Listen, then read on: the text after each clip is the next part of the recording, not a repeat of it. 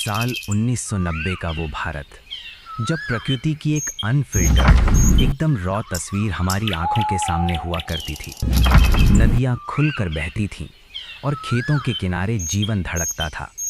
उस दौर में रात के अंधेरे में पेड़ों के बीच से फिसलती हुई विशाल गिलहरी, दूर घास के मैदानों में गूंजती भेड़िए की आवाज़ और चंबल की रेत पर धूप सेकता घड़ियाल, ये सब असामान्य नहीं बल्कि हमारे इकोसिस्टम की रोज़मर्रा की तस्वीर थे।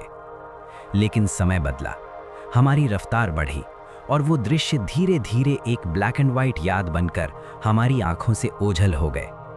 ये सिर्फ कुछ जानवरों की कहानी नहीं है, ये उस भारत की कहानी है जिसे हमने अपनी ही तरक्की की आंधी में पीछे छोड़ दिया।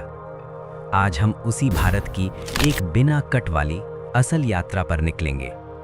कमेंट करके ज़रूर बताएं कि इस पहली परछाई को आपने आखिरी बार कब देखा था। शाम का समय, खेतों के पार फैला खुला मैदान, हल्की हवा और डूबते सूरज की सुनहरी रोशनी। इसी सन्नाटे में कभी एक छोटी सी परछाई बड़ी तेजी से भागती दिखती थी। बड़ी झबरीली पूंछ, नुकीले कान और अंधेरे को चीरती चमकती आंखें। ये थी हमारी इंडियन फॉक्स या बंगाल फॉक्स। आकार में छोटी लेकिन फुर्ती में बेमिसाल। इसका भूरा धूसर रंग इसे सूखी घास और मिट्टी में लगभग अदृश्य बना देता है। 15-20 साल पहले गांवों के बाहर ये अक्सर अचानक सामने आ जाती थी। ये घने जंगलों की नहीं बल्कि खुले घास के मैदानों की नानी है। लेकिन हमने उन मैदानों को खाली जमीन समझकर कंक्रीट से भर दिया। जब उसका घर सिमटा तो वो हमारी बस्तियों के करीब आई और अंधविश्वास का शिकार हो गई। जो लोमड़ी प्रकृति के कीटों को नियंत्रित करती थी, आज उसकी फुर्तीली चाल एक दुर्लभ दृश्य बन गई है। मैदानों की सूखी मिट्टी से निकलकर अगर हम सीधे गंगा या चंबल की चौड़ी धारा पर आएं, तो सुबह की हल्की धुंध में एक काली सफ़ेद परछाई पानी की सतह को चीरती हुई आगे बढ़ती है। ये है इंडियन स्किमर, प्रकृति का एक ऐसा अजूबा जिसकी नीचे वाली चोंच ऊपर वाली से लंबी होती है। ये उड़ते हुए अपनी लंबी चोंच को पानी में हल्के से डुबोता है और किसी कुशल शिकारी की तरह मछली पकड़ लेता है। एक समय था जब नदियों के रेतीले किनारों पर इनके बड़े झुंड मंडराते थे, लेकिन आज रेत खनन, प्रदूषण और मशीनों के शोर ने इनके रेतीले घरों को उजाड़ दिया है। जिन नदियों पर कभी इनकी उड़ान एक खूबसूरत चित्र जैसी लगती थी, वहां आज सन्नाटा है। स्किमर का गायब होना सिर्फ एक पक्षी का जाना नहीं है, ये हमारी नदियों के सूखते और बीमार होते अस्तित्व का अलार्म है। नदी की नमी से दूर, भारत के उन सूखे पठारों और घास के मैदानों में जहां रात सबसे गहरी होती है, वहां एक और परछाई राज करती थी। ये शेर या तेंदुआ नहीं, ये है भारतीय भेड़िया, इंडियन वुल्फ।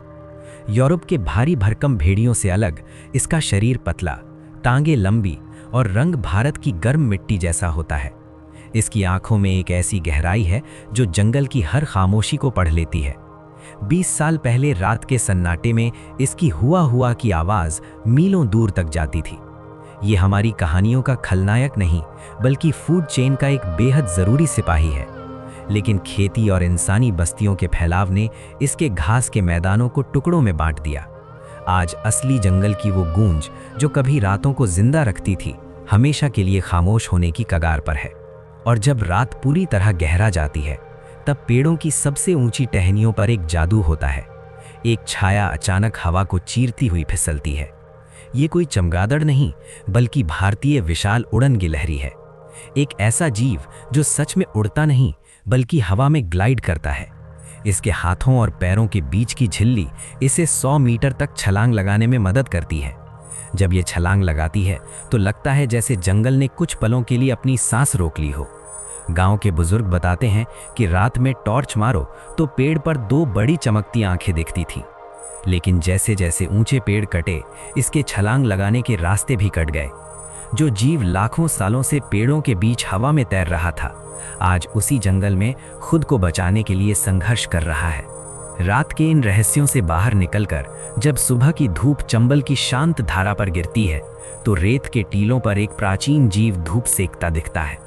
डायनासोर के युग का रिश्तेदार घड़ियाल। इसकी बेहद पतली और लंबी थुथुन, जिस पर सैकड़ों नुकीले दांत सजे होते हैं, इसे सभी मगरमच्छों से अलग बनाती है। ये इंसानों पर हमला नहीं करता, ये तो पानी के भीतर बिजली की गति से मछलियां पकड़ने का उस्ताद है। कभी उत्तर भारत की नदियां इनसे भरी रहती थीं, लेकिन आज जहरीले पानी, कटते रेतीले तटों और मछली के अत्यधिक शिकार ने इन्हें गंभीर रूप से संकटग्रस्त कर दिया है। घड़ियाल का बचना इस बात का सबूत है कि हमारी नदी में अब भी जान बाकी है। अगर ये गए तो नदी सिर्फ पानी का एक बेजान नाला बनकर रह जाएगी। इसी पानी और दलदल के बीच एक ऐसा शिकारी रहता है जो पानी से डरता नहीं, बल्कि पानी को ही अपना मैदान मानता है। ये है फिशिंग कैट, सुंदरबन और पूर्वी भारत की वेटलैंड्स की खामोश रानी। मजबूत शरीर, आंशिक रूप से झिल्लीदार पंजे और पानी में बिना आवाज किए तैरने की कला। जैसे ही पानी में हलचल होती है, ये बिजली की तरह झपट्टा मारती है। लेकिन जैसे जैसे हमने झीलों और दलदली जमीनों को पाट कर इमारतें खड़ी की, इसका घर उजड़ गया। मजबूर होकर जब ये हमारी बस्तियों में आई तो हमने इसे खतरा मान लिया। एक ऐसा जीव जो दलदल के इकोसिस्टम को बैलेंस करता है, आज खुद अपना वजूद तलाश रहा है। दोपहर की इस तेज धूप में सूखी घास के बीच जमीन पर अचानक कुछ चमकता हुआ सा सरकता है। लोग इसे सांप समझकर मार देते हैं, लेकिन यह है इंडियन स्किंक। सांप जैसा लहराता हुआ शरीर, छोटे पैर और पॉलिश किए हुए चमकदार शल्क। ये पूरी तरह से हानि रहित है। ये खेतों में मौजूद हानिकारक कीड़े मकोड़े और दीमक खाकर किसानों की मदद करता है, लेकिन कीटनाशकों के जहर और कंक्रीट के फैलाव ने इसे खत्म कर दिया है। अज्ञानता और डर इसकी सबसे बड़ी दुश्मन बन गए हैं। वो चमकती हुई लकीर जो कभी मिट्टी पर दिखती थी, अब खोजना मुश्किल है। और हमारी इस बिना कट की यात्रा का अंत होता है राजस्थान के उस विशाल सुनहरे विस्तार में, जहां हवा भी धीमी चलती है। यहीं भारत के सबसे बड़े उड़ने वाले पक्षियों में से एक का घर है, गोडावण यानी ग्रेट इंडियन बस्टर्ड। 1 मीटर तक की ऊंचाई, भारी शरीर और रेगिस्तान के राजा जैसी चाल। जब ये उड़ान भरता है तो पंखों की फड़फड़ाहट मीलों दूर तक महसूस होती है। लेकिन आज दुनिया में इसकी संख्या उंगलियों पर गिनी जा सकती है। जिन घास के मैदानों पर यह सीना तान कर चलता था, हमने उन्हें बेकार समझ लिया। अगर हमने गोडावण को नहीं बचा पाए तो ये सिर्फ एक प्रजाति का अंत नहीं होगा, ये हमारे प्राकृतिक इतिहास की सबसे बड़ी हार होगी। ये सफर सिर्फ कुछ जीवों को देखने का नहीं था, ये उस आईने को देखने का था जिसमें हमारा बदलता हुआ अक्स नजर आता है। अगर ये आवाजें शांत हो गईं, ये परछाइयां छिप गईं, तो हमारी धरती की कहानी हमेशा के लिए अधूरी रह जाएगी। इन्हें बचाना सिर्फ प्रकृति को बचाना नहीं है, ये खुद को बचाने की पहली शर्त है।